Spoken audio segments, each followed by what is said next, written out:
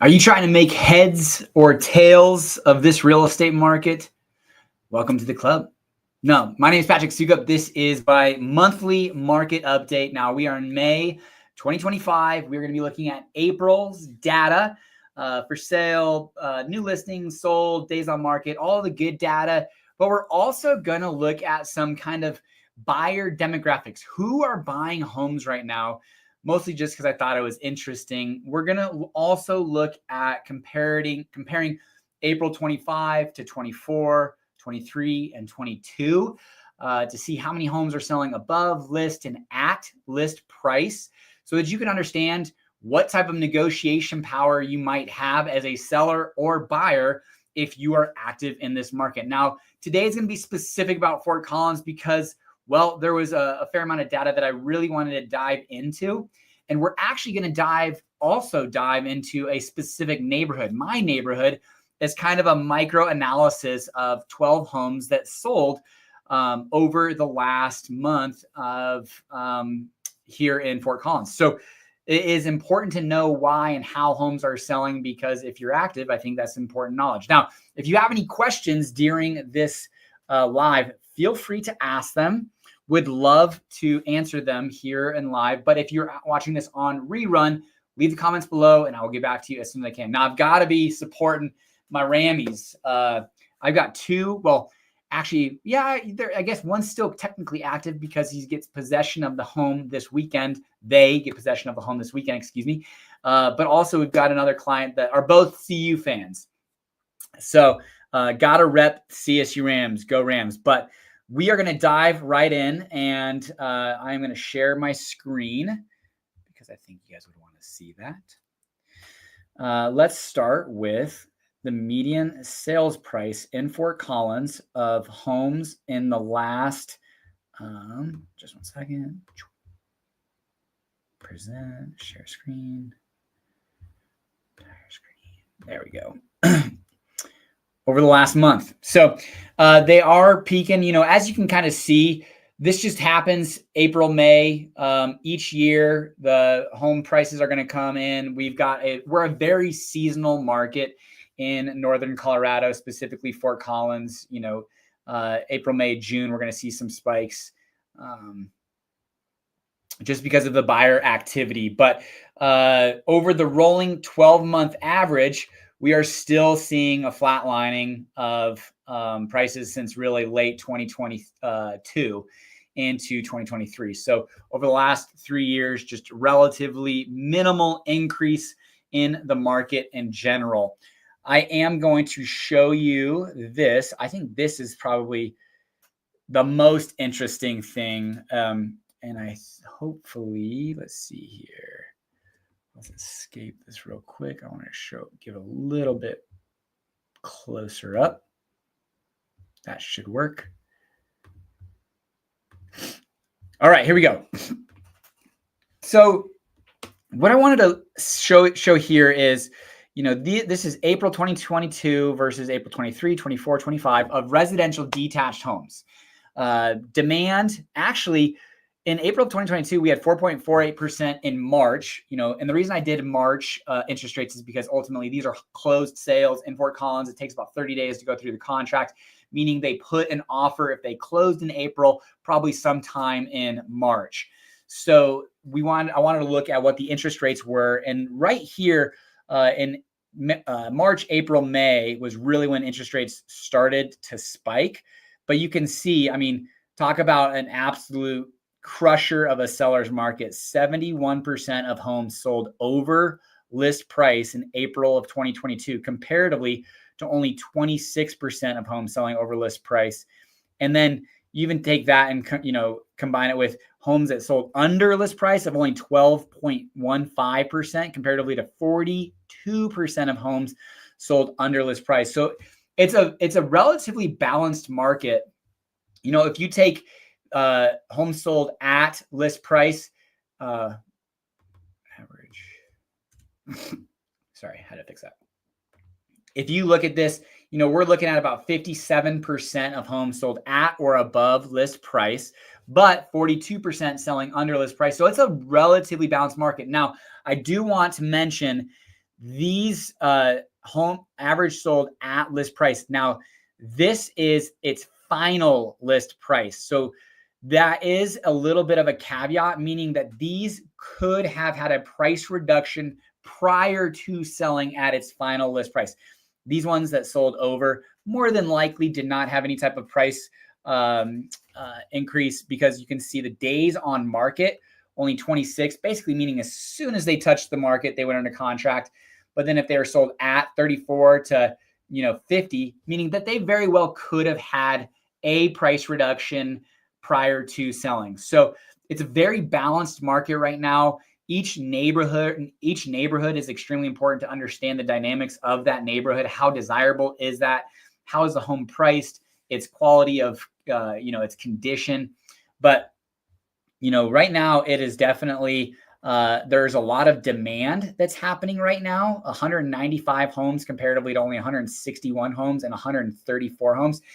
This time period is still very much when sellers, had those golden handcuffs.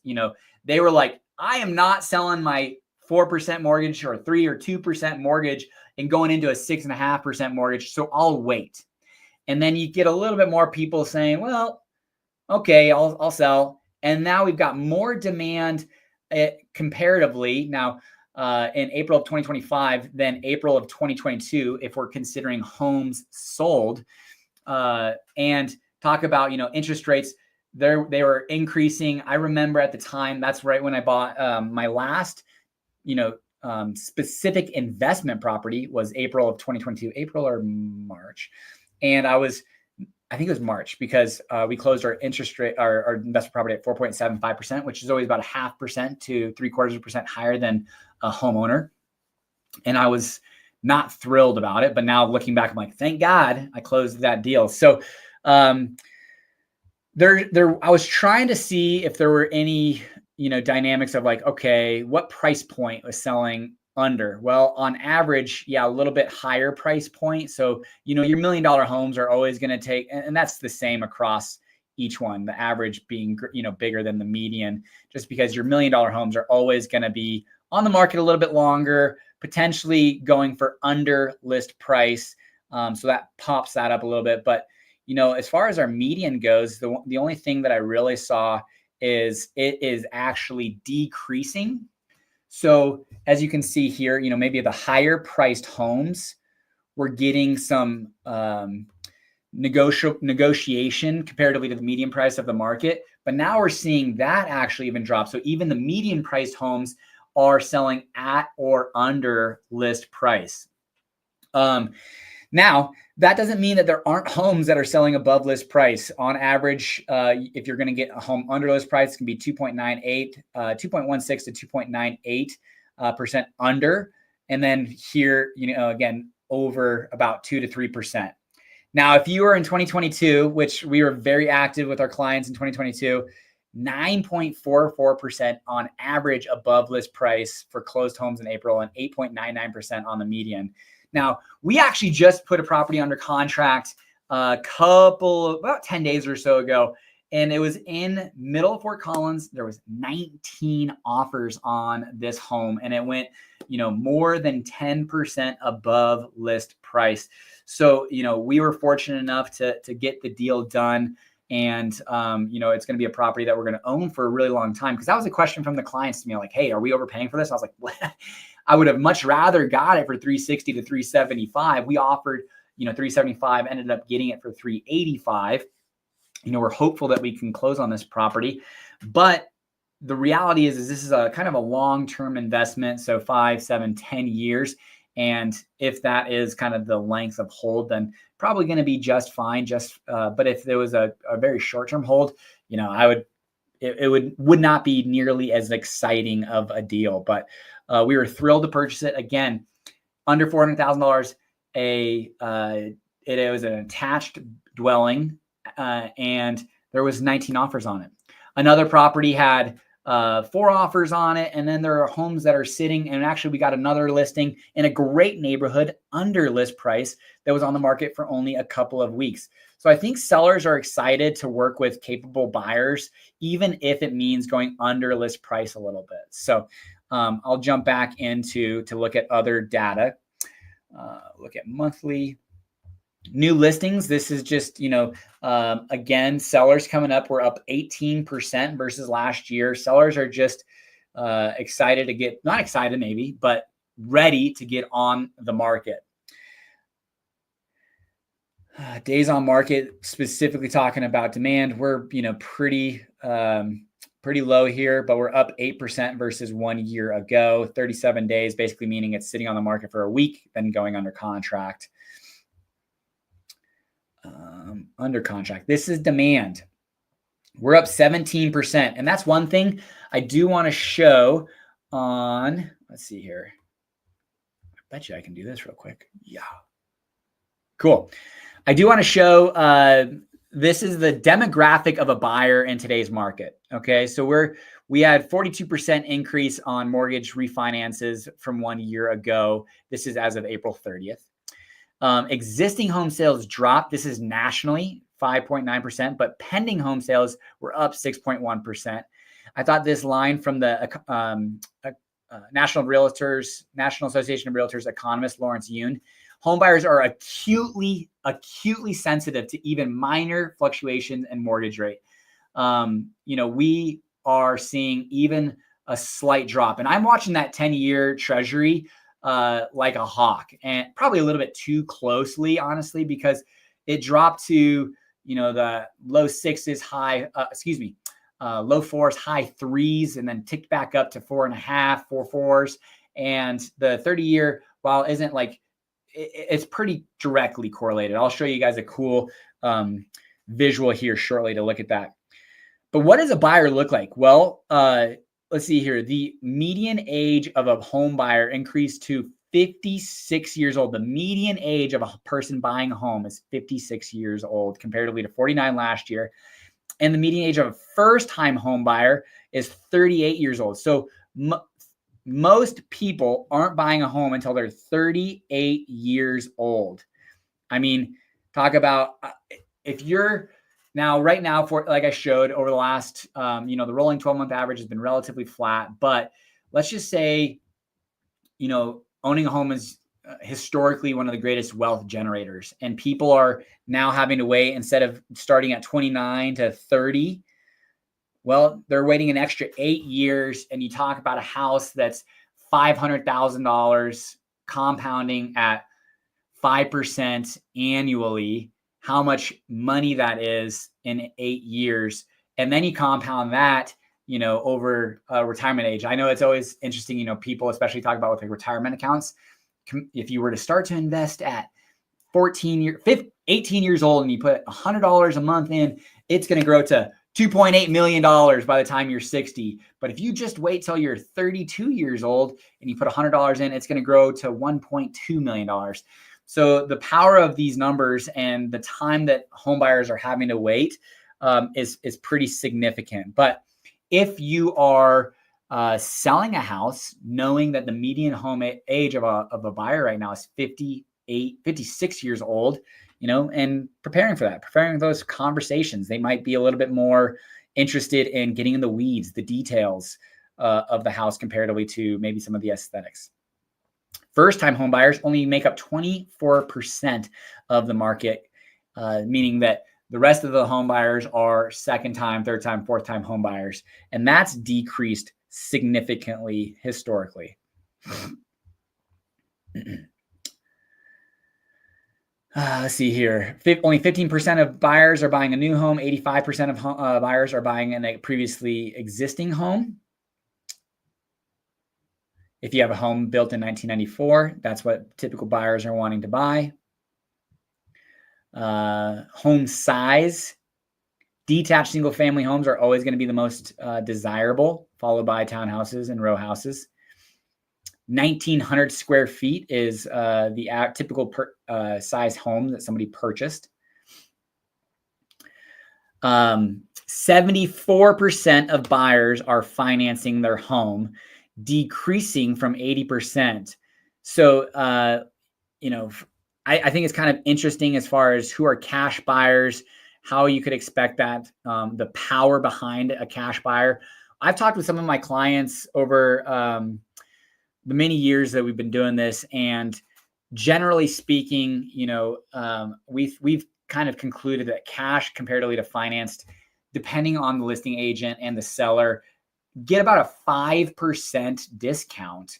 So if you had a house at $500,000 and you were a financed full price offer, you could potentially be an all cash offer and get that house for $475,000 because you're going to avoid appraisals, loan issues. You can close quicker. You can be a little bit more aggressive, or available to be aggressive on inspections. So just kind of some interesting information. Down payment, 18% for those, and 18% for all home buyers, 9% for first-time home buyers.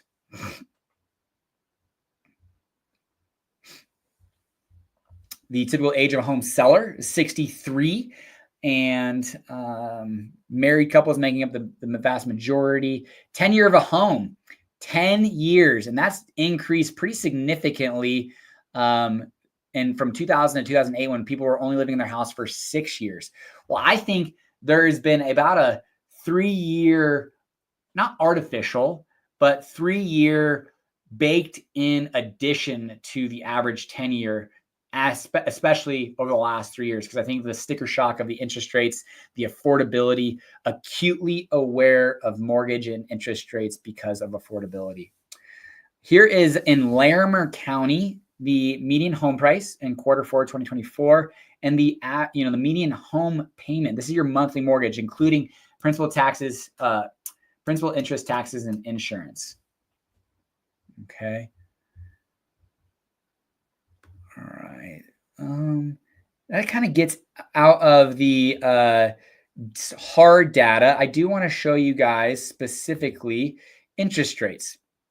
So this is the 30-year fixed optimal blue. It's just kind of a retail market analysis of interest rates over the last year, from 6.75% right now, to 7% a year ago. But it's interesting when you look at the 10-year treasury comparatively, very similar in the dips and valleys when you look at the 10-year versus the 30 years. So the 30-year is always going to follow the 10-year, generally speaking. And then demand, when it drops below that 6%, even to the high fives, just goes crazy. All right, I can get rid of those. Interest rates right now, retail 6.75%. I think if you go with a mortgage broker, you could be down in the 6.375 to 6.5 range. Depending on that broker and what the commissions that they're going to be taking is. Showed you that, showed you real estate market, demographics of a buyer, the homes that have sold. So finally, I want to get into kind of like, what would I do? Oh, I do want to show you this. This is really interesting. Okay. This was Huntington Hills, the homes that have sold or are active in the last 6 months. And so this is kind of a microcosm of the market, because I think Huntington Hills is a very desirable neighborhood. So if you can team 3 things as a seller, obviously you can't really control where your home is unless you on the buy side, controlling where you buy, but location, condition, and price are going to be the 3 major selling points of this neighborhood. So I want you guys to look at a couple of things. This is just Huntington Hills, days till offer, and also list price to final sales price. So essentially, this thing came on the market, went off the market, sold for $50,000 higher, just closed a few days ago. Same thing here, closed $40,000 higher, 2 days till offer. And this home, very well maintained, just a little dated. Like it needs to be updated. It doesn't need to. That's not the right word. It is original. Wow, they have a lot. There we go. It's original for mica countertops. Their kitchen, is pretty original. You got the honey oak cabinetry, but it was priced at 949 to allow for some of those cosmetic updates. I don't think it really required too much structural, but it would allow for some of the cosmetic updates in the price. So they hit on the neighborhood, hit on the price, and the condition was in great condition. So had a lot of demand for that house. This one, I was actually shocked to see it didn't go under contract yet. That doesn't mean that they're not in negotiations, but I thought it was overall priced pretty well. Pictures were a little dark for my liking, and it's had some updates, but it's in a great little cul-de-sac, good neighborhood, square footage. I think it's priced pretty well, so I wouldn't be surprised to see this thing go off the market here pretty quickly. And then this kind of gets to more of the west side of Huntington Hills, so a little bit more, you say affordable houses in the area. But again, 4 days till offer, sold for list price, 5 days for offer, $30,000 over list price. I do want to show you guys one coming up. This one, 2 days till offer, $12,000 over list price. A little bit smaller square footage is kind of this one. Okay, here. Oh, no, not this one. Days till offer, 23. So that actually sat on the market for a little bit. $700,000, a higher price per square foot than on some of the ones that we saw. Here's one that actually our company is under contract with, and I toured it. It's a great house, end of the cul-de-sac. Curb appeal is really nice. Interior just is a kind of an awkward layout, which you can't really control. Just stated a little bit of work that definitely needs to be done, and originally priced, pretty high, at $770 for the amount of work that needed to be done and the type of layout. So, it was kind of interesting to see it on the market and sit for as long as it did, 168 days until offer. That's kind of it that I wanted to show you guys in this neighborhood specifically. Again, 3 days to offer, $10,000 over.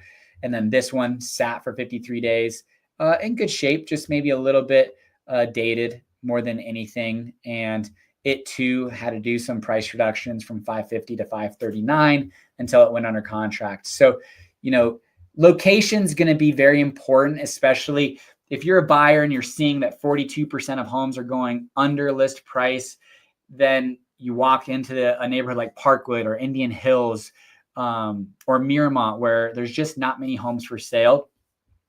It could be a potential, aggressive bidding war. I wouldn't necessarily suggest there's going to be 19 offers, but it is going to be something to where if the home's in good condition and a good location and priced relatively well, you can determine how aggressive you're going to have to get on the offer. Now, one of the most important things that we do as buyer agents when we go into a situation like that, regardless of if it's been on the market for 40 days or been on the market for 2 days and the open house was absolutely crazy, the showing activity was nuts, we always call the listing agent. We check to see what the listing the activity was. We check to see what motivations were. And then on the listing side of things, that's the conversations that we're trying to have. We're trying to marry. We've been talking with a lot of clients that we've got a lot of listings going on right now.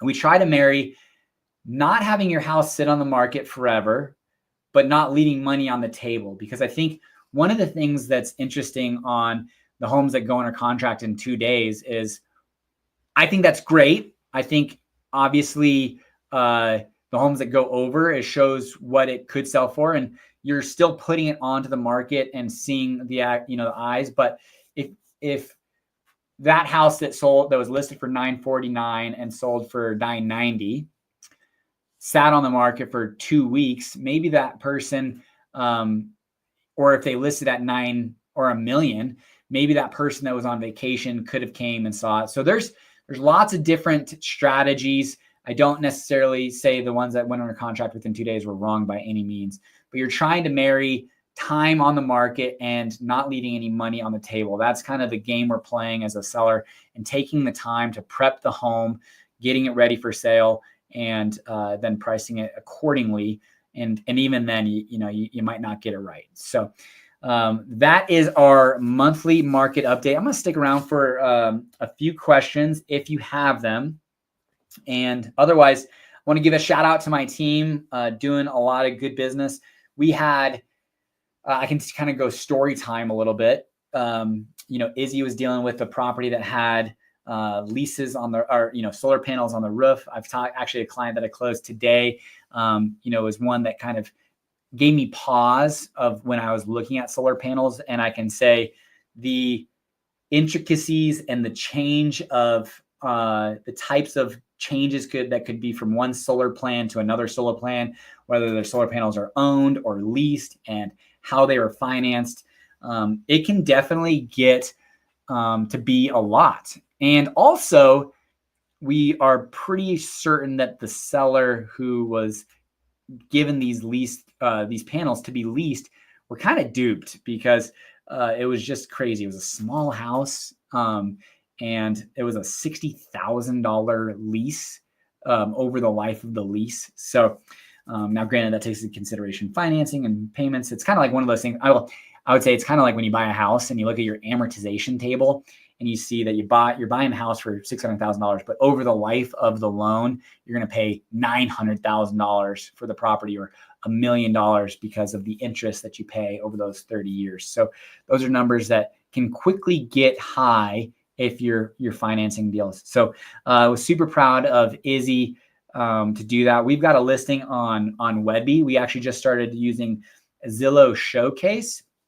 Not many listings in Fort Collins are leveraging that. And I was actually given a listing from a friend of mine, and he said, man, check out this listing. It was in Arizona. And I was like, I've not seen that in Fort Collins. But it gives your property priority positioning on Zillow. It also gives some additional features on the listing screen. So if you're watching this live, you can go look at 1521 Wedby. And actually, I'll just pull it up real quick. I'll show you guys. I just think it's pretty slick. Zillow's kind of up in their game. Let's see here. Present. Share screen.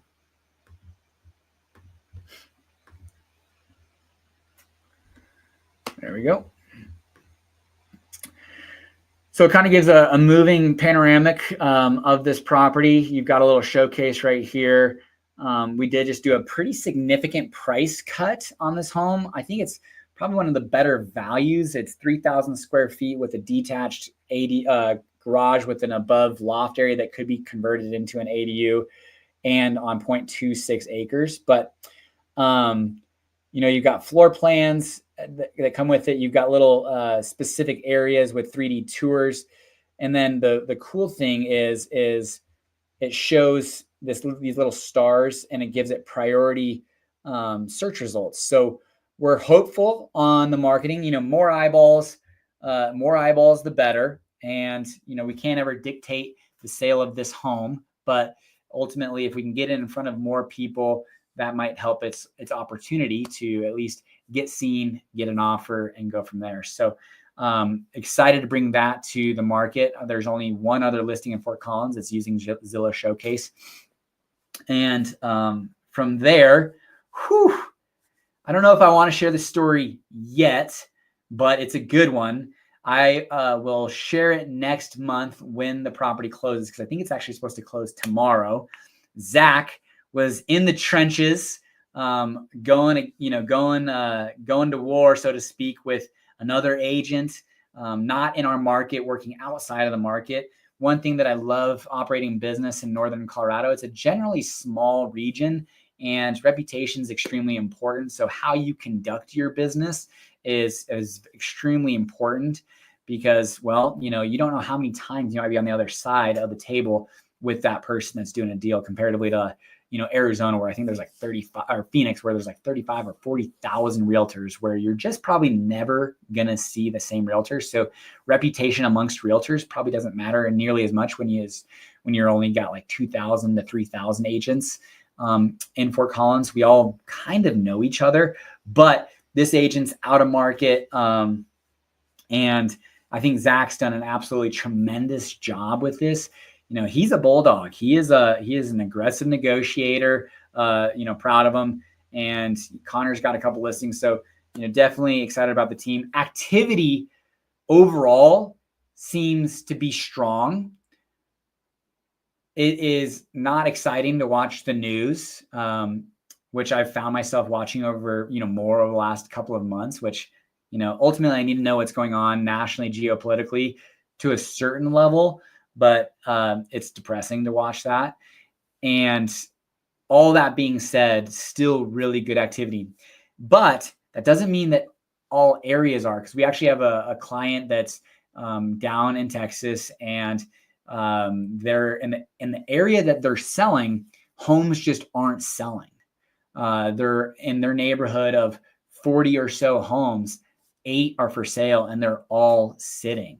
And you just can't. They're almost like not even able to give them away, so to speak. So certain locations and regions, even within cities, not let alone the United States, are acting differently and trying and hopefully understanding that area. That's why we at Sukup Real Estate, we really don't operate outside of Northern Colorado. And even more than that, I personally, my boundaries are Greeley, Wellington to the north. I'll operate in Red Feather now because I'm pretty familiar with it now, having owned property up there.